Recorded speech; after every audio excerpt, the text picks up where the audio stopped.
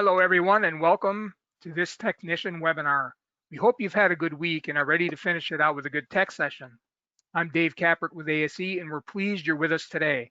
This event is being recorded so we can offer it to those who couldn't attend. Now for just a little housekeeping. Your microphone is disabled, so use the questions pane to interact with us. Why not try it out right now to let us know so we can hear and see okay? And if you don't mind sharing, we'd like to know where maybe in the world you're logging in from today. We always find that kind of fascinating to see how far we reach out. Speaking of questions, moderator Dan Baumhart will be standing by to monitor and manage your questions. We'll make every effort to handle your question, but we can't guarantee that we'll get to every one. If you experience sound issues, the first thing to check is your settings to ensure the proper device is assigned. If that doesn't work, try logging out and then back in again. Issues with your internet connection can often cause problems with audio and video. Okay, feedback in the question pane tells me we're good to go. Now just a few words about certificates. You'll automatically receive a certificate for attending this live session. That means you're entering the webinar from the link you received after registering. That's it, there's nothing else you have to do. If you're watching someone else's screen or listening to somebody else attending the webinar, that doesn't qualify because those methods bypass our webinar platform's attendance reporting function. Certificates are linked to an automatic follow-up email, which may take as long as 1 week to arrive. The certificate is a standard Adobe PDF file. Okay, and now to kick things off, we're pleased to have a webinar special guest, Jennifer Holland, Assistant Vice President Marketing at ASE. Thanks for stopping in, Jen. Thanks, Dave. Hi, everyone. Welcome to this webinar hosted by ASE and the ASE Education Foundation. I'm Jennifer Holland, Assistant Vice President of Marketing at ASE. I want to welcome everyone joining us today. We know that all of you are interested in learning as much as you can to help keep your diagnostic and repair skills sharp. Sometimes we need to review fundamental technologies because they continue to change. That's what today's session is all about. I'm pleased to introduce Paul Segala, Commercial Vehicle Lubricant Applications Engineer at ExxonMobil Corporation.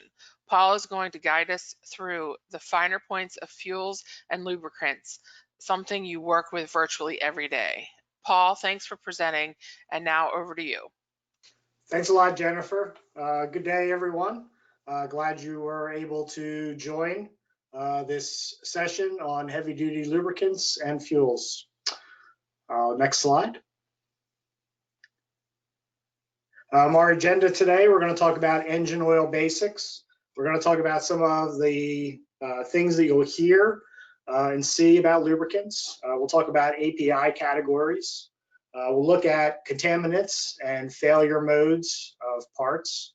Very critical about how to properly take a used oil sample. We'll touch on grease. We'll talk about diesel fuels and fuel systems. And then finally, we'll wrap up with some used oil analysis and some tips for things to look at. Next slide. All right, an engine oil performs several functions in its duties inside of an engine. There are opportunities for operating efficiencies or fuel economy benefits from an oil.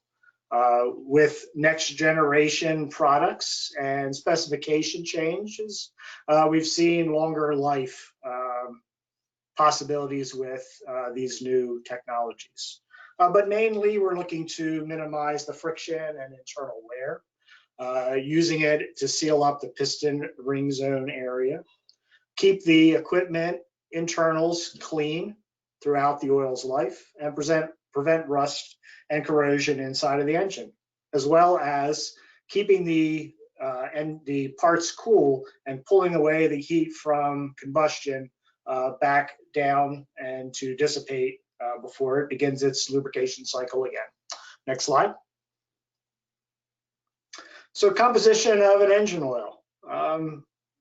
70 to 80% of all engine oils are the base or the carrier for the additives that are put into an engine oil. And those additives are designed to protect and help with the longevity of the equipment as well as the oil. So things like detergents and antioxidants and friction modifiers all help, be it fuel economy, longer oil drain life, or durability of the equipment. Base stocks can be a mineral or a synthetic base stock. Next slide. Viscosity, very critical property in an engine oil. Viscosity is the resistance to flow of a fluid. Typical engine oil viscosity is measured at 100 degrees C, and that's what you'll see as an expression on a product data sheet for an oil, as well as a used oil analysis. The depiction on the right-hand side of the slide just shows how viscosity is captured and the time it takes to go from one mark to the other. Next slide. So engine oil viscosity, this is a typical SAE J300 viscosity chart. In this chart, we're going to focus on the right-hand side of the chart. This is our kinematic viscosity of our oil.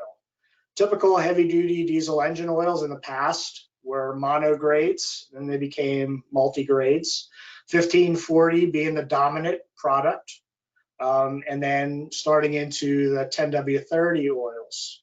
The lower viscosity you get, just like in the automotive sector, the lower viscosities give us the benefit of fuel economy, but also making sure that we still have durability inside of the engine. So keep this chart in mind. We're going to see it again later on in the presentation. Next slide. Viscosity index. This is another key critical part of an oil. So as oil heats up, as it goes through the engine and the engine warms up, you want an oil that's going to stay in range and in that viscosity, and you don't want to see a tendency for that oil to thin out where parts would actually have metal-to-metal contact and start wearing internals in the engine. So the higher the viscosity index is, the better it is for an engine. So typically over 110 for viscosity index, and looking at the 40 and 100 degree viscosity to get us that point. Next slide. TBN, or total base number, is also critical.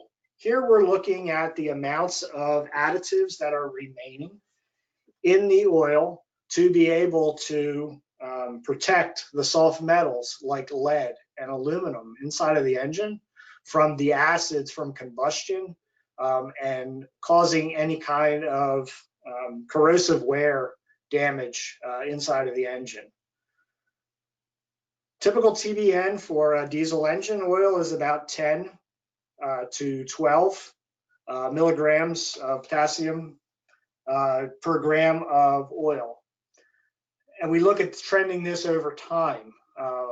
Useful life of the engine oil can usually be determined by TBN as well as oxidation. And we'll talk about oxidation when we get to used oil analysis. Next slide. High temperature, high shear viscosity is another parameter that's looked at in an engine oil. And the way I like to describe high temperature, high shear viscosity is this is the viscosity that the parts actually see as the oil is flowing through and lubricating.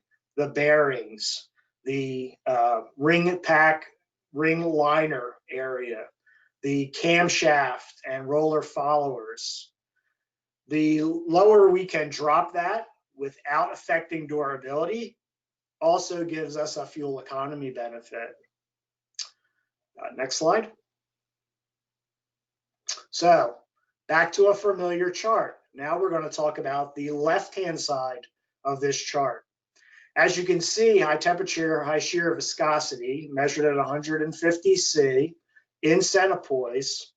Typical range for a 15W40 diesel engine oil is about 3.7 to about 4.5.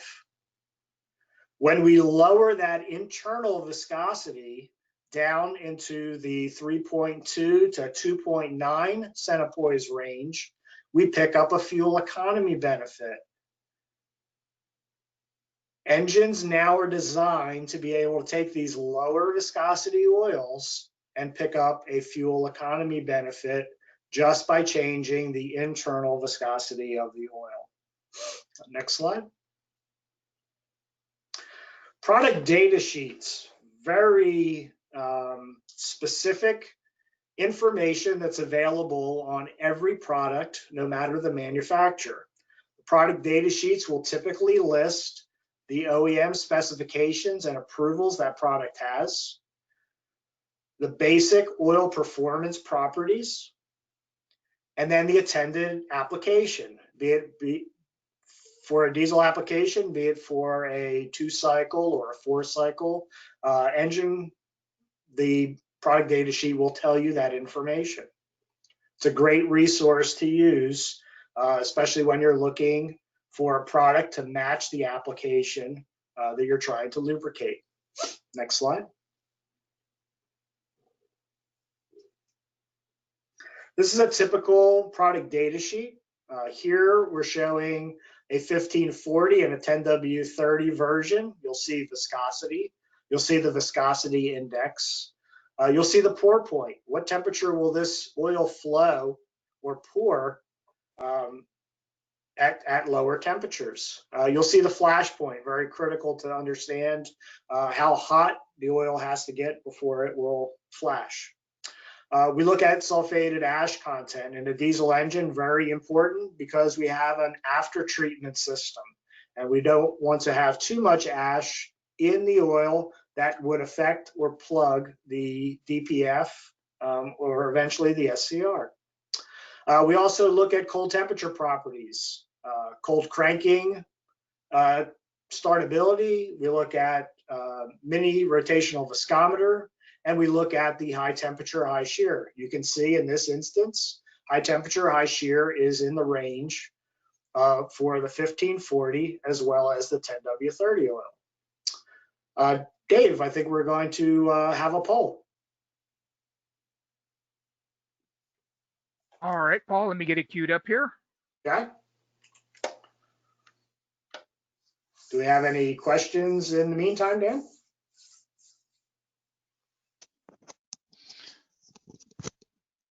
Hey, Paul. Yes, Charlie asked if oil has a shelf life.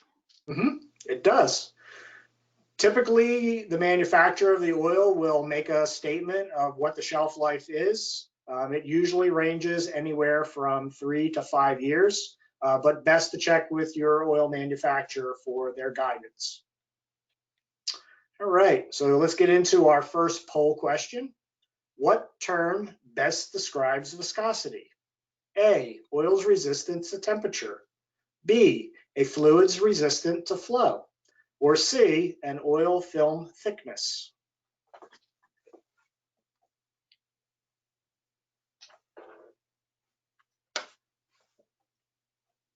Okay, everybody jump in there and vote. We're only at about 40% of the audience. We like to get a little heavier than that.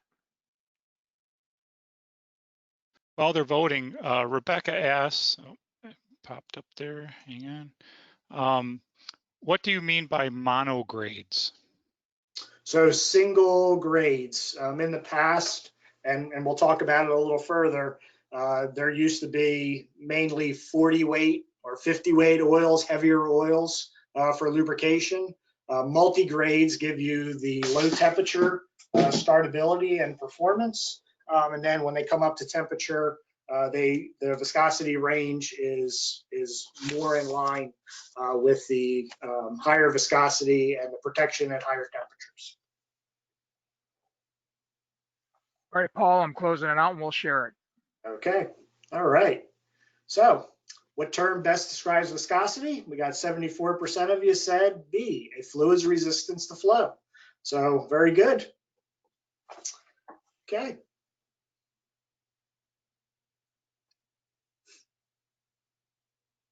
All right, next slide. All right, some other things that you will see on a bottle of oil.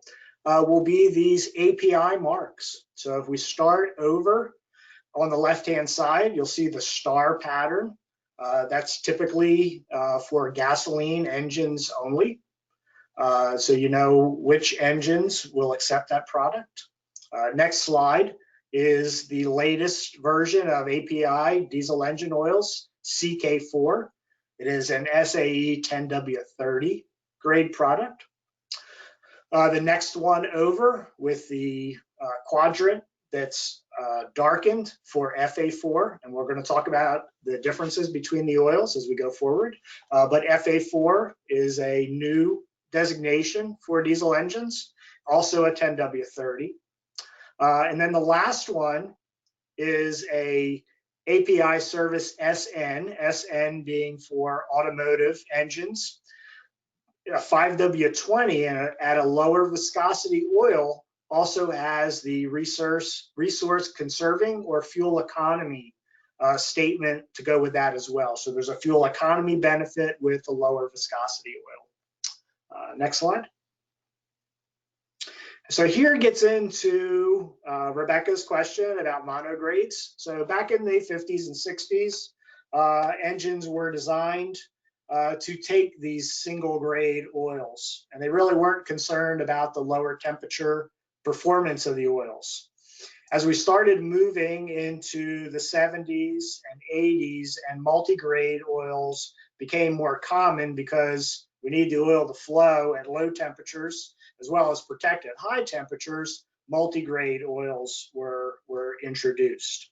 You can see as we've gone through all of the changes in API, were done for reasons. As OEMs identified performance levels that needed to be met, changes would be introduced by API to meet those. As we got into EGR and after treatment with DPF, and eventually diesel exhaust fluid and selective catalysts for emissions control, more heat and soot were put on and stressing the oils, and we had to eventually get out to CJ4 formulations in 2007, as well as adjustments in 2010. In 2017, a new category, PC11, that eventually became CK4 and FA4 oils were introduced, and that's currently where we are at. There's typically a 5 to 10 year window for specifications, and the OEs usually approach API for changes. Next slide. So let's talk about the new category and its uses. So API CK4 oils are fully backwards compatible to the previous formulation, can be used in newer and older engines. They have a better enhanced wear oxidation package and an improved viscosity shear stability, available in X30 and X40 grades. And like we talked about before, our high temperature, high shear viscosity is around 3.5 centipoise. Now, FA4 is a little bit more selective. Only certain engines allow, and best to check with your OEM on that. It has this equal performance to CK4 at a lower viscosity. There's a fuel economy potential of up to 1%. Only available in X30 grades, and our high temperature, high shear viscosity range, you can see, is lower than our CK4 product, so 2.9 to 3.2. Next slide. All right, why two different viscosities? Why are we looking to confuse the market or the individuals that are using the product? Reason is EPA and the national associations that are looking to reduce greenhouse gas emissions, as well as meet fuel economy regulations that were put in place for 2014. New engine design technologies, better micro finishes, better ability to accept these lower viscosity oils, from the OEMs makes it easier for implementation and to take advantage of it. These newer engines also operate at a different thermal temperature than they have in the past, and was the reason why. The split category helps us gather more fuel economy benefit with the lower internal viscosity oil.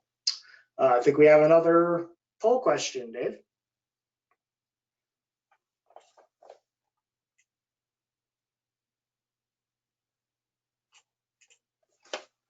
All right.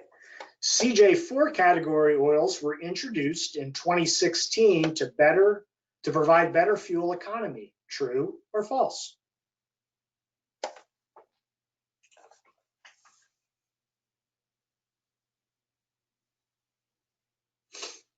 Any questions in waiting?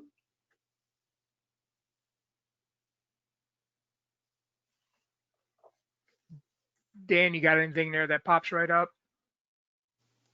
Yes, Paul, would you have just a minute to describe what the W is in the oil viscosity ratings? Oh, great, yeah, great question. So the W in an oil viscosity stands for winter. So it's low temperature performance. So if you look at a bottle of oil and it says 15, 10, or 5, that's the viscosity the oil is at low temperature. When the oil comes up to operating temperature, then it becomes a 40 weight, a 30 weight, or a 20 weight. But great question.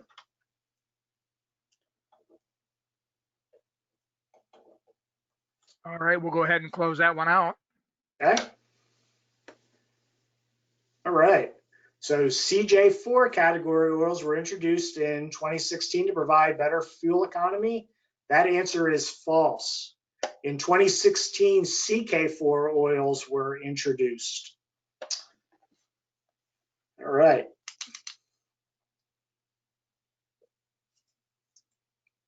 Okay, next slide. All right, so let's talk about some contamination that we can see in engine oil and some of the problems that this causes. Coolant. So ingress of coolant through EGR coolers, cylinder liner seals, or head gaskets can cause plugging of oil filters, as well as sludge. And this is typically shown by potassium and sodium in a used oil analysis sample. So this is the partially burned fuel that accumulates and can cause abrasive wear inside the engine. Fuel. So fuel from fuel injector leaks, high idle situations, a lot of stop and go can cause fuel dilution, which compromises our film of oil and decreases our viscosity, as well as accelerates wear inside of the engine. Next slide. Dirt, either coming in from a bad gasket, a loose hose, a broken clamp in the intake system, or a compromised air filter, will allow dirt ingress into the engine. And this will typically show up as silicon, high silicon, as well as high iron in the used oil analysis report. Water, which is usually either condensation or can be a byproduct from combustion, will show. Once oil is brought up to temperature, any water from condensation will be burned off. Wear inside of an engine can come from the things that we've talked about, but are things that are things to follow in a used oil analysis report. So looking at combinations of aluminum, copper, iron, and lead, and we'll talk about where they're coming from, gives you an understanding of the health of the engine. Next slide. We'll talk about some failures. So the connecting rod, top connecting rod bearings that you see here, the inner, the bearing on the left and the bearing on the right are typically what you would see. This engine probably has about 500,000 or 600,000 miles on it, and that's typical. The bearing in the center, you can see that something is going through that bearing. We actually see some copper showing inside of there. So it tells us that a dirt or some wear particle has gone through that bearing. Now, if that particle had actually stopped in there and spun that bearing, we would lose lubrication there, and we would probably break a connecting rod and maybe vent the block of the engine just from that rod bearing spinning. Next slide. Bore polish. Bore polish happens inside of the liner ring area, and carbon deposits, overextension of oil drain intervals can cause deposits behind the rings, pushing those rings into that liner and wearing spots through the cross-hatching. That cross-hatching is very important to keep a thin lubricant film between the liner and the rings, but also to help control consumption. When those hash marks are gone and you have a mirror finish there, oil consumption will increase inside of the engine. The concern with high oil consumption is a few things. You can get high oil consumption that can damage turbochargers. High oil consumption could also damage the after treatment system. Next slide. Surface fatigue. Surface fatigue can be seen in numerous ways. If we look at the lobe to the far left, you can start seeing some porous holes that are starting to develop. That could be the beginning of what we see to the lobe all the way to the right. The connection between the lobe and the roller follower can start from either metallurgy, lack of lubrication, can actually start welding itself to the lobe.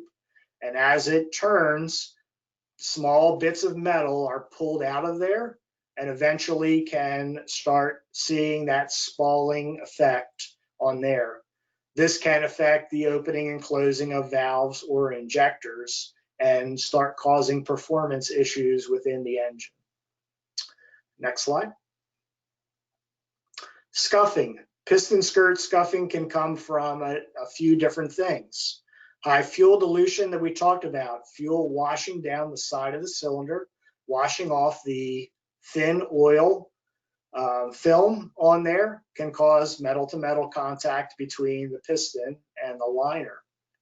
Low oils or low pressure of oil, and that piston losing its cooling jet and losing the cooling ability can cause that piston to expand inside of that liner and cause scuffing. And then finally, degradation of the oil. The oil is too thick to be able to pump and get to all of the areas that it needs to be, especially on startup, and can cause that scuffing as well. Next slide. Cavitation. Diesel engines are different compared to gasoline engines where the liners are removable in the block. That liner area from the bottom of the bottom of the lip of the liner down to the O-ring there is actually engulfed in coolant to pull away the high temperatures from combustion. Improper coolants, coolants that don't have the proper additives, coolants that have been diluted with water or topped up on the road with an incompatible additive package can cause cavitation. And what happens is that as that piston is going up and down in that cylinder, it's building a vibration on the thrust side of the liner, and bubbles are forming. And you're going to say, wow, bubbles can't cause anything like that. Well, they can. Bubbles, when they pop at very high pressures. When they pop at high pressures, they actually dig parts of that liner out. And eventually it can work its way through that liner and cause water ingress into the engine. Now, two things can happen. Water can get into the coolant and you can identify where the leak is coming from. Or water can actually fill up that piston depending on orientation when that engine is stopped. And when the engine is started, cause hydrostatic lock and bend a connecting rod or put a piston through the liner. So these things, making sure that the coolant is correctly maintained, cut down on these opportunities for cavitation.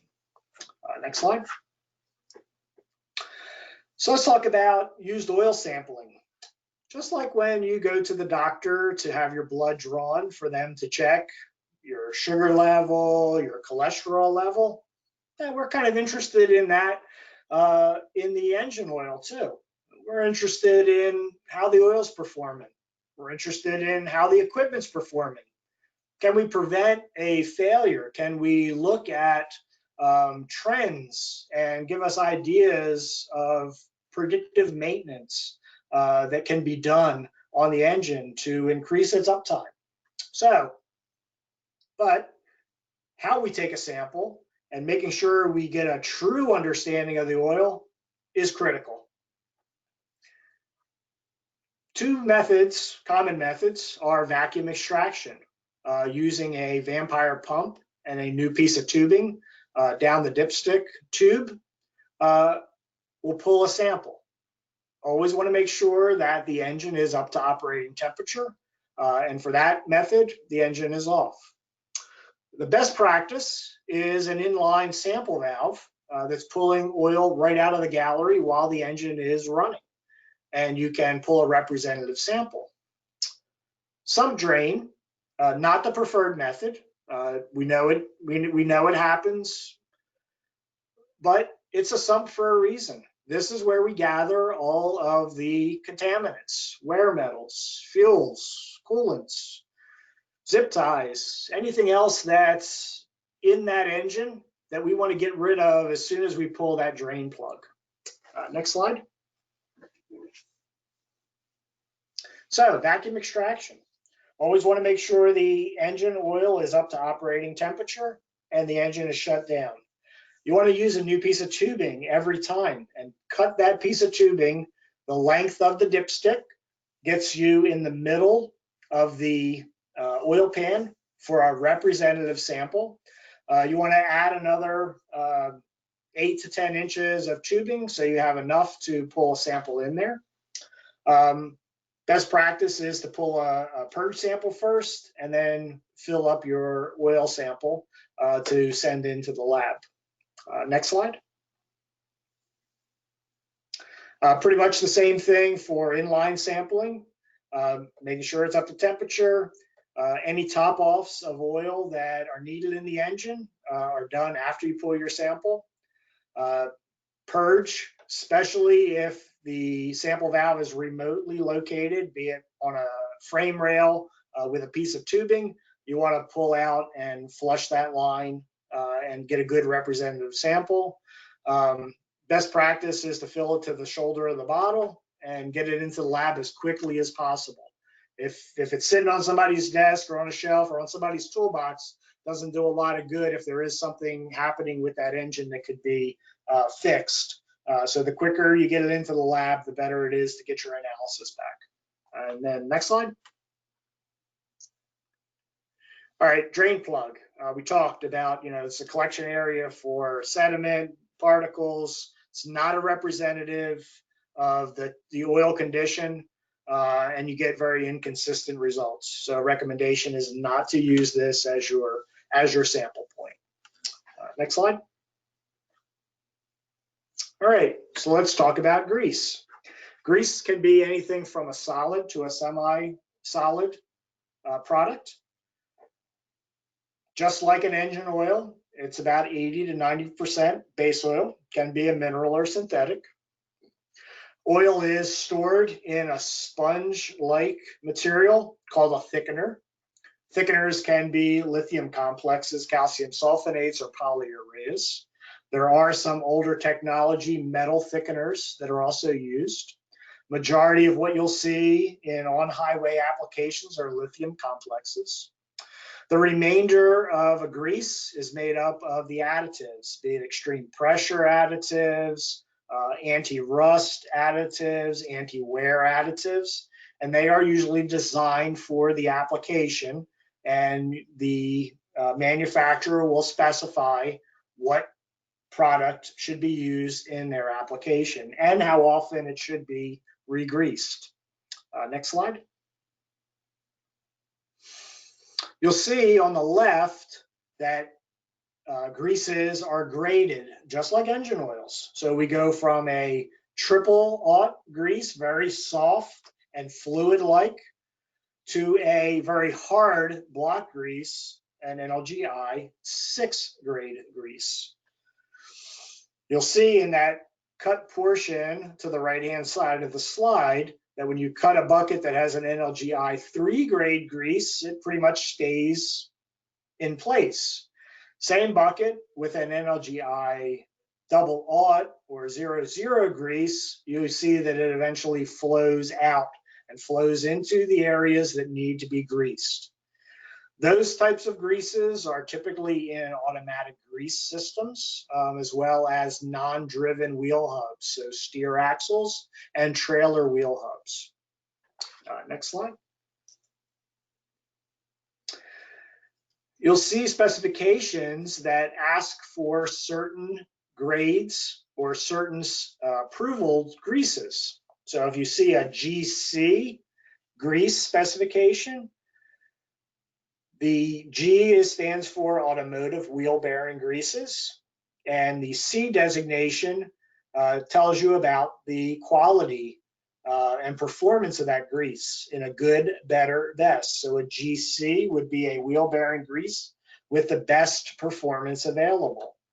A GCLB or an LB grease would be a automotive chassis grease that is either multi-use or single-use in a good and a best performance. So looking at that with specifications, you can look on a grease or on a product data sheet to find out which grease you would use in that application. Next slide.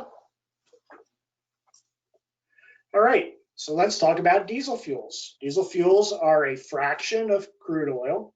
They are refined. They are the liquid portion when we start to go through the distillation process of a crude oil. Ultra low sulfur diesels are typically what you'll see on highway, and these are limited to a 15 ppm of sulfur. And the sulfur, lowering the sulfur helps with the emissions and the greenhouse gases. But decreasing the sulfur also decreases the lubricity or lubrication properties of the diesel fuel. Biodiesels, you hear about these, you'll see them on fuel pumps, how much biodiesel is in fuel.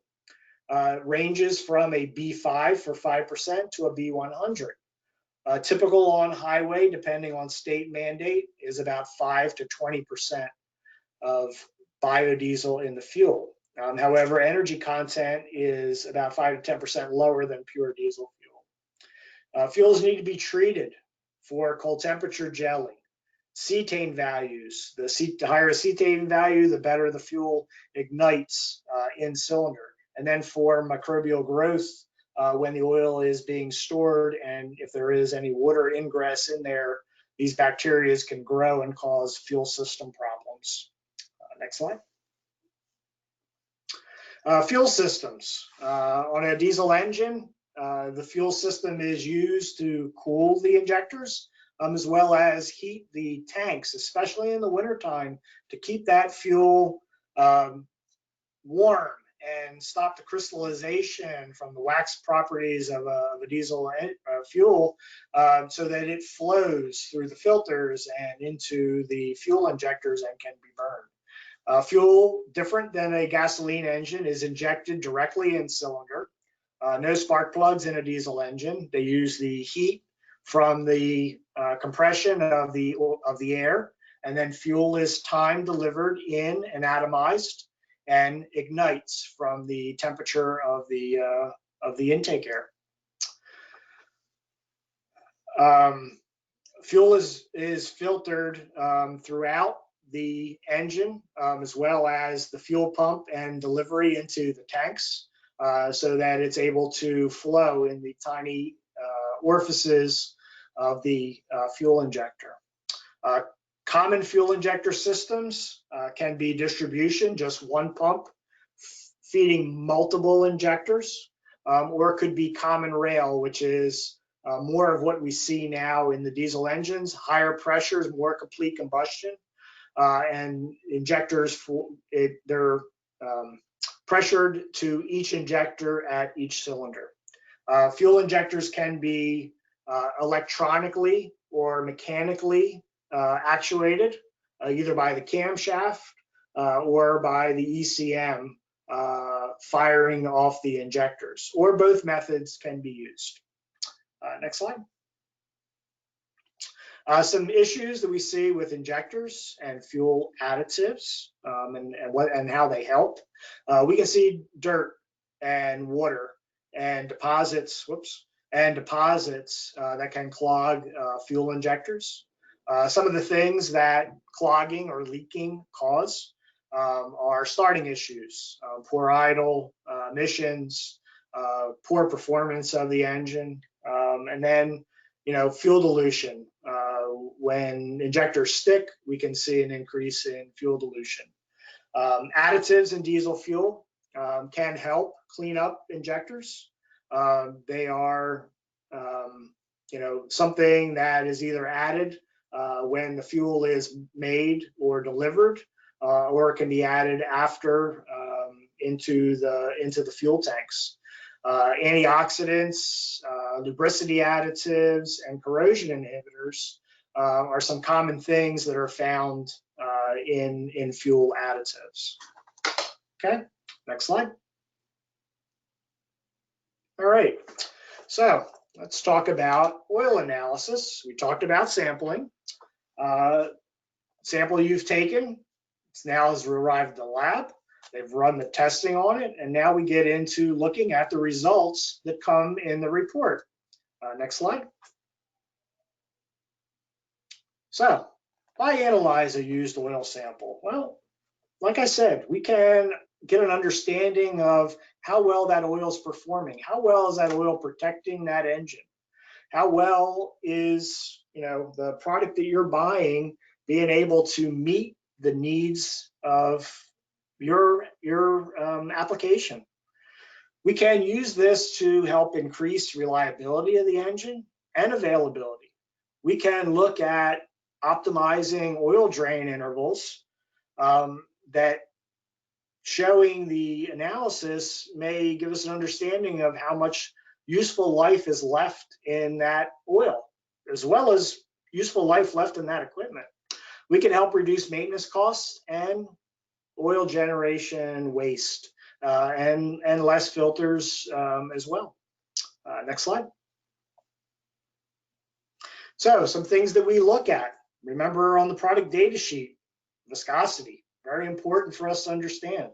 Oxidation, how much is that oil oxidized or thickened in that time that it's been in the engine? Soot, how much soot have we put in there from our duty cycle, high idle application, maybe heavy loading? That's all very interesting. And then water. Do we have any kind of water ingress into that engine that's more than what would commonly be in there from combustion or condensation? And then TBN, we're looking to see that total base number or useful life left from the additives in the oil. Next slide.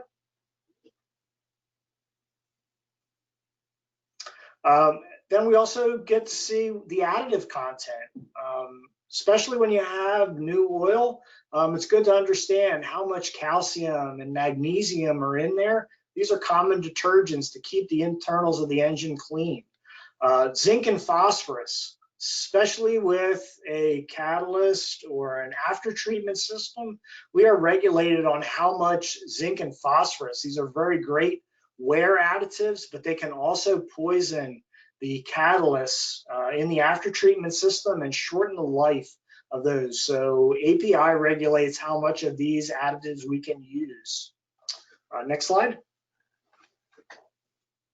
And then we get into the wear, the really important things that we want to look at in an analysis. How much wear am I seeing of aluminum, chromium, copper, iron, and then lead? Am I starting to see some elevated bearing wear, or am I starting to see some elevated iron wear? And then we start looking for relationships. Next slide.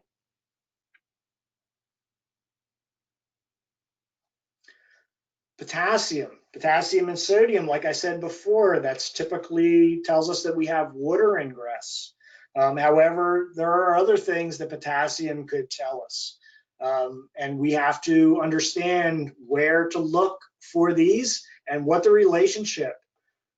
Not focusing on one thing in a used oil analysis report, focusing on multiple things, looking at the relationship between the amount of dirt that's in an engine and also the increase of iron, or the relationship of potassium and sodium together.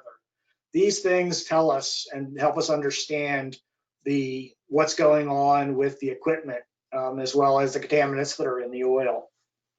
Next slide. So on this report here, we're looking at alerts, and we're looking at what's causing increase of viscosity to push it out of grade. And if we also look at the combination of soot, so soot is loading inside of the oil and driving our viscosity up, could also start to drive up the iron levels, because the soot particles very hard and causing wear metal increase inside of that engine.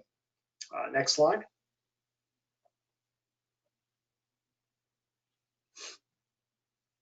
Other contaminants could be fuel dilution, looking at the amount of fuel dilution, also looking to see if there's a relationship to that fuel dilution and wear inside of the engine, and making sure that we correct that before we would change that engine oil out and put a fresh charge of oil in there.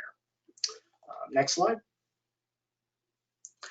Break-in periods in engines. We can look and see if there is a relationship between the miles that are on the equipment and what is flagging in there. So let's explore on the next slide.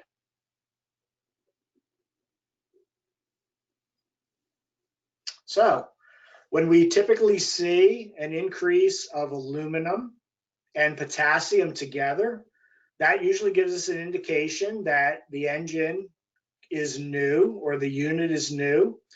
And that is coming from our charge air cooler. So the aluminum, the fresh aluminum in there, as that hot air from the turbocharger goes across the charge air cooler and is being cooled as that truck drives down the road, is ingested into the engine, into the intake system, into the combustion chamber, and eventually finds its way into the oil. That passivation or flushing of the charge air cooler will typically last 150 to 200,000 miles. Similarly, copper is coming from the oil cooler.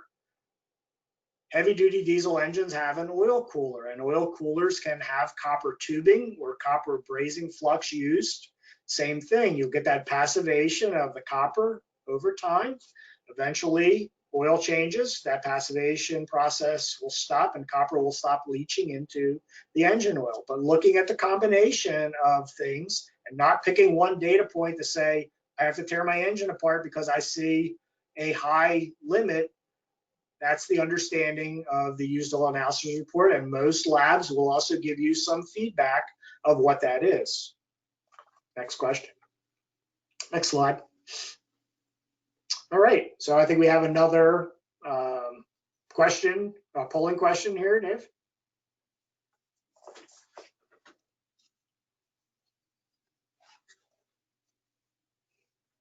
While Dave's getting that, any questions, Dan?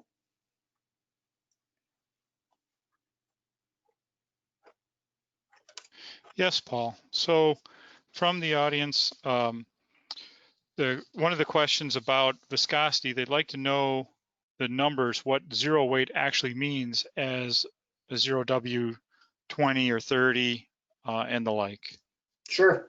So great question. The zero in a 0W oil would flow faster than a 5 weight and faster than a 10 weight. So it's a lower viscosity than the other two products. So it's all around flowing at cold temperatures, getting to the critical parts, and being able to lubricate as well as protect the engine at startup at cold temperatures.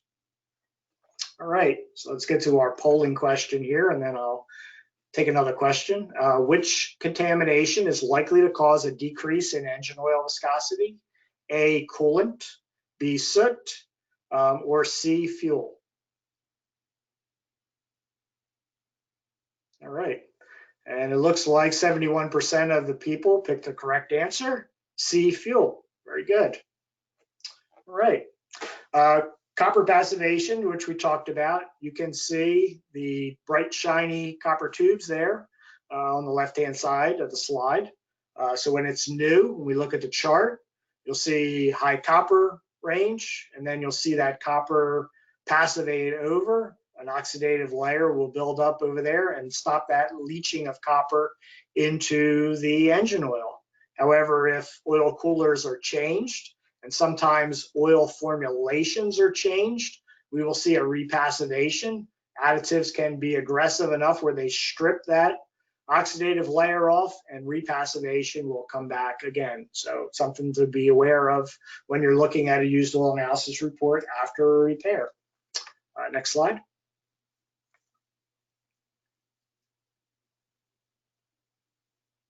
All right, so understanding internally in an engine where materials are coming from. So we start on the left. Pistons can be made of aluminum or steel. Camshafts are typically iron, so we could see an increase of iron if we have excessive wear. Piston rings in that liner ring interface usually have a chromium face, so we would see an increase of chromium if we're seeing excessive piston liner wear. And then the charge air cooler. We talked about aluminum and potassium from the brazing flux showing up in the used oil analysis sample. Next slide. All right. Typically, bearings in a diesel engine are tri-metal bearings. So we'll have a tin flashing used for when the bearing is shipped so that we don't do any damage to the bearing. You'll have a lead tin overlay, and that's what you'll typically see in an analysis report when you see an increase of lead and iron when you start to see wear. There's a nickel barrier between the lead and the copper to prevent incompatibility and corrosion of those two dissimilar metals. Once you get through the lead layer, you'll start to see copper show up in the reports, but you want to look for a combination of lead and copper and iron to say that you have some excessive wear, either from poor lubrication or excessive wear from dirt ingress inside of the engine. And then a steel backing. This is what you'll see in the majority of diesel engines. However, some manufacturers like Detroit Diesel and some of their series engines will have full aluminum bearings in there. So best to understand, especially when you're looking at a used oil analysis report. Next slide.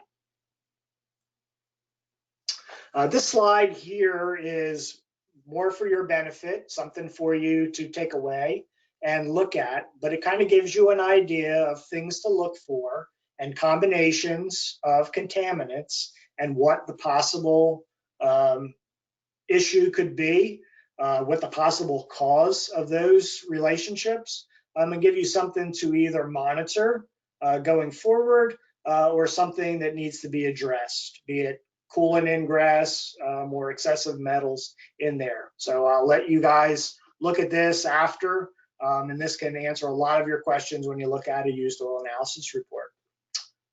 Next slide. All right. So here I will open it up for questions. Looks like we have about 6 minutes left, so I'll do my best to answer any questions that have come in, Dan. So we're going to go to Dave first. Yeah.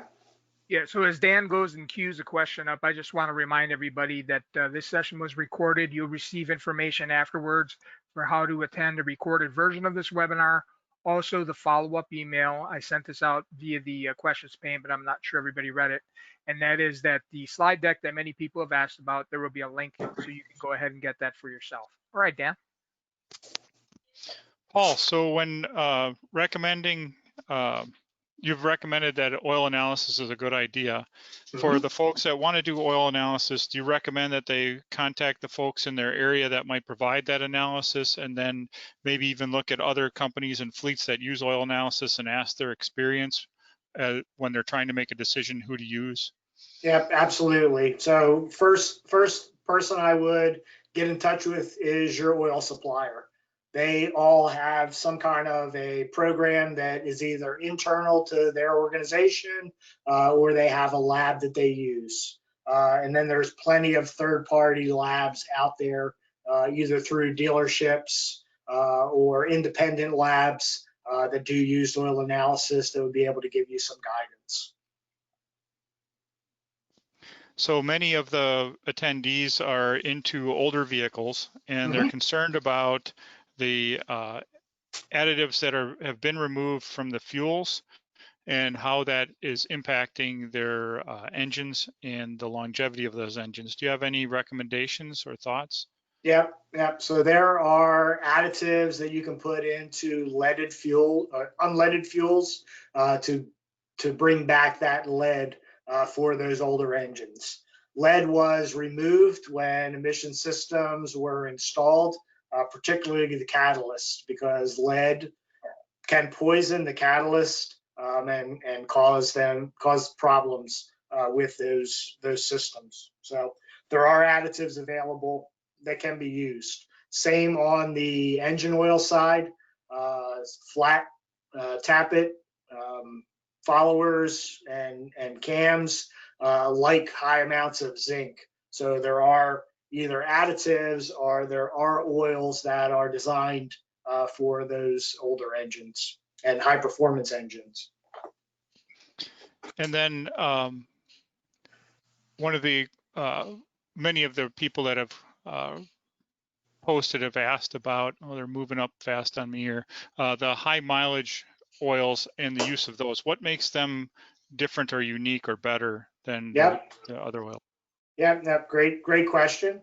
Typically, you'll see oils marketed around engines that have over 75,000 miles, and they will have extra seal swell additives put in there to take care of seals that start drying out over time, be it main bearing or main seals on the front and back of the engine, as well as the seals on the valves. So those can deteriorate and shrink over time. And those high mileage oils have those additives in there to help protect those.